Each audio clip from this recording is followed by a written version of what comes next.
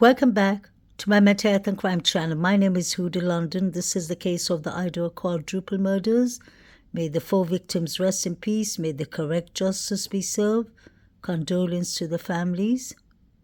I'd like to thank all my subscribers, viewers, for all your support.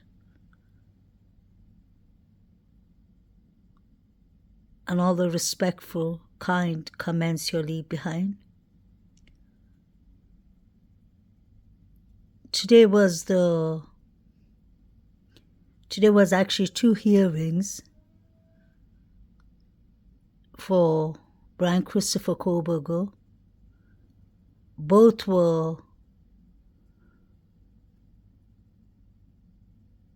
Brian's defense attorney asking the judge, requesting a reconsideration of tossing out the indictment due to misconduct. They personally believe there was misconduct and bias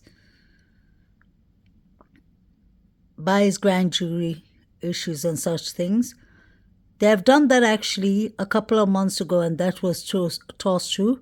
So even if the judge declined it today, I'm sure Brian Christopher Kohlberger's team is going to appeal for another reconsideration. I always said that this case is going to go way longer than summer 2024. I really believe it'll go to 2025. I'm not surprised. And I believe that's one of the reasons they demolished the house too. They don't want the house to be standing there for so long because more evidence, I believe, could come out the longer the house is standing. That's my personal opinion. And according to the way I understood it, if the defense attorney appeals for it, then it'll be sent to a higher court. It won't be with Judge and with the prosecutor in later county. But it is really heartbreaking that it's already taken 12 months, and it can take another year to 2025 summer. So you can imagine how it's going to be for the grieving families who lost their children, the loved ones. There's no guarantee that justice will be correctly served, even if Brian Christopher Kohlberger committed this horrific quadruple murders. He may actually get away with a hung jury or not guilty due to so much evidence being lost. I wanted to play this clip because I found it to be very interesting. KAYLEE's mother says that she noticed that some of the evidence was returned back to the family, like KAYLEE's dustbin in her bedroom. Nothing was touched, nothing was taken, and it was sent back to the family. I always had an issue, and I always complained about the students, the 4 victims' items being returned to their loved ones so early on in the case. And I always had an issue with the fact that students were allowed to go home for Thanksgiving. Evidence can be easily misplaced.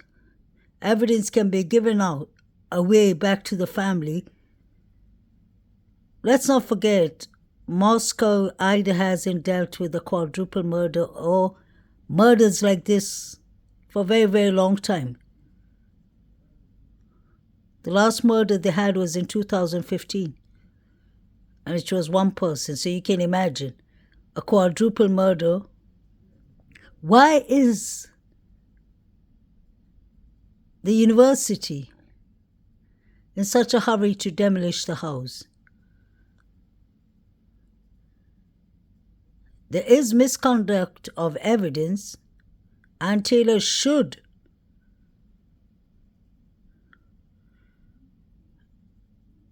keep on appealing, I personally believe, for transparency. There isn't proper transparency here. Everything is on gag order. How are we supposed to know what exactly happened that night? We were seeing many weird characters, from the grub truck to the Banfield and to other places. So I personally don't believe this is a fair trial at all. But maybe it is good that Ann Taylor puts in the appeal so that it's changed to another court that would maybe ask all the IGG evidence to be handed over, not only parts of the IGG.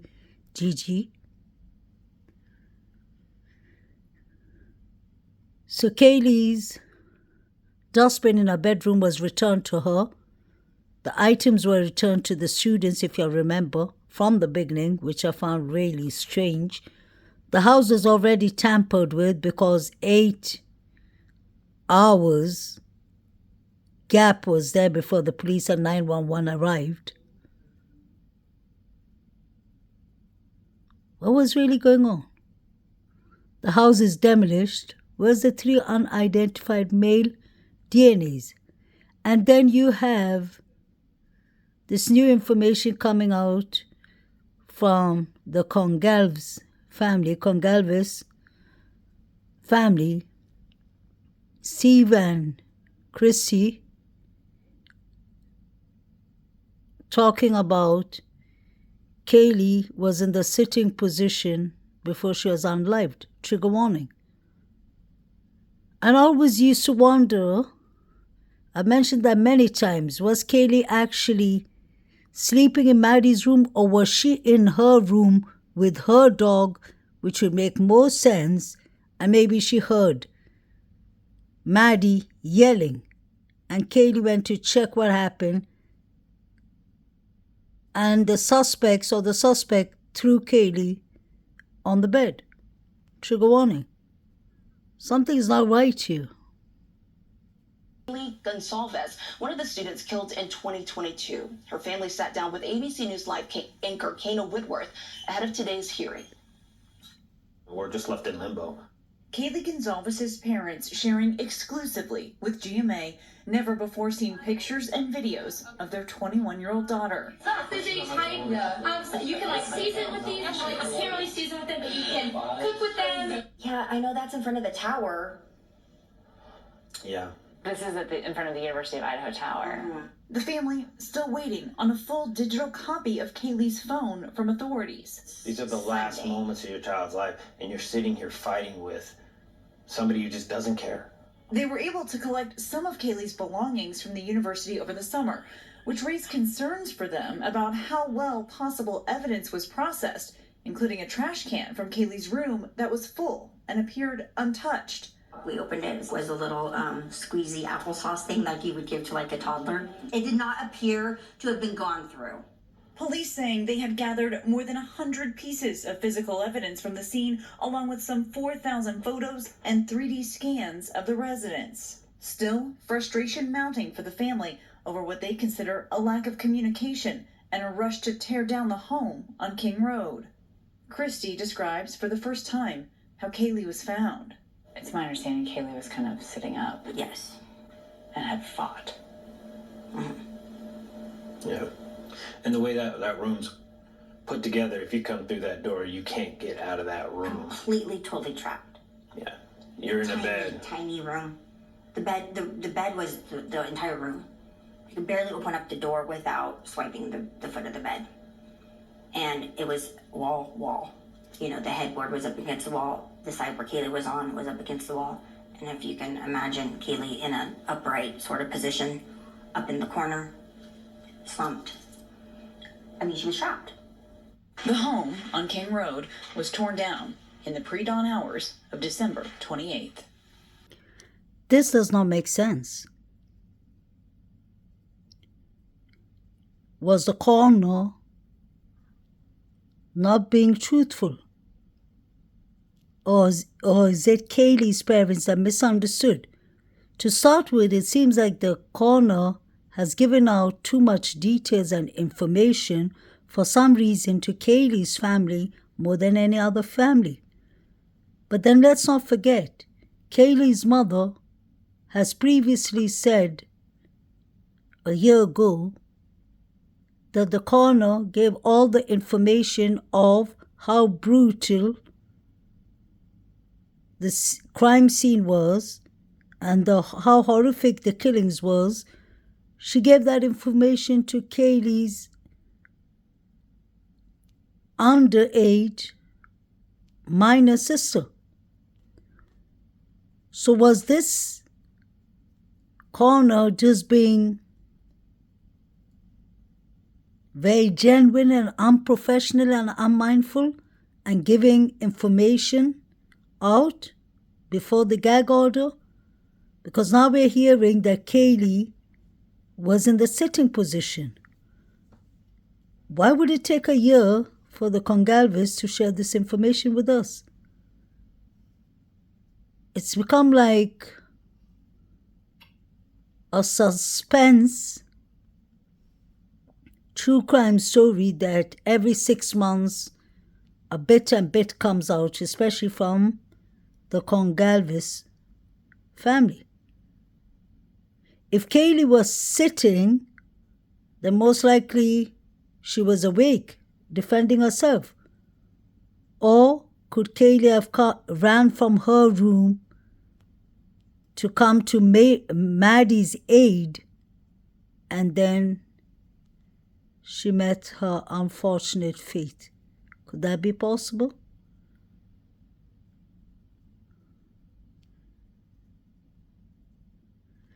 And why wouldn't KAYLEE and Maddie sleep in KAYLEE's bed that was much bigger? There was enough place for KAYLEE, Maddie, and Murphy, KAYLEE's dog. Maddie loved Murphy too, so why didn't they all sleep in the big room? Why didn't they let Maddie sleep? Or why didn't they let Murphy sleep in KAYLEE's room, since it was much smaller? Something doesn't make sense here.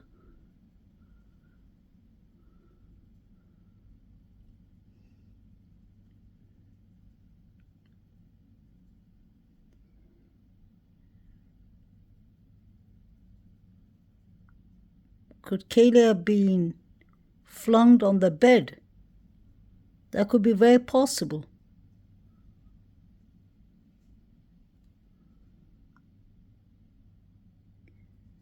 This case is just gonna keep on being on gag orders until 2025 or 2024 summer, whenever the court starts. The house is demolished on purpose.